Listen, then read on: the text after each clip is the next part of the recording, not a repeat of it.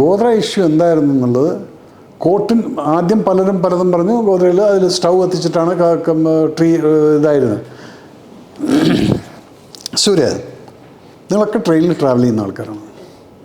ഒരു മണ്ണെണ്ണ സ്റ്റൗ കത്തിച്ചിട്ട് ഒരു സീറ്റ് കത്തിക്കഴിഞ്ഞാൽ ഈ 53 പേര് രക്ഷപ്പെടാൻ പറ്റാത്ത രീതിയിൽ നിന്ന് ഹൈഡ്രജൻ ഗ്യാസാണ് അവിടെ പൊട്ടി ഫുൾ കമ്പാർട്ട്മെൻ്റ് അങ്ങ് കത്തിപ്പോവാൻ. ഒന്ന് കത്തുമ്പോൾ അത് സീറ്റിൽ നിന്ന് കത്തിപ്പിടിച്ച് അവിടെ നിന്നാണ് ഇത് തുടങ്ങുന്നത്. ഈ സമയത്ത് ഈ ആൾക്കാർക്കെല്ലാം ഒഴിഞ്ഞു പോവാം. എന്താ ഈ 53 ആൾക്കാർ ഈ വാതിലിനകത്ത് തന്നെ പെട്ടിട്ട് മരിച്ചു പോയത്? Point number 1. അപ്പോൾ അതങ്ങ് സൈഡായിക്കോ.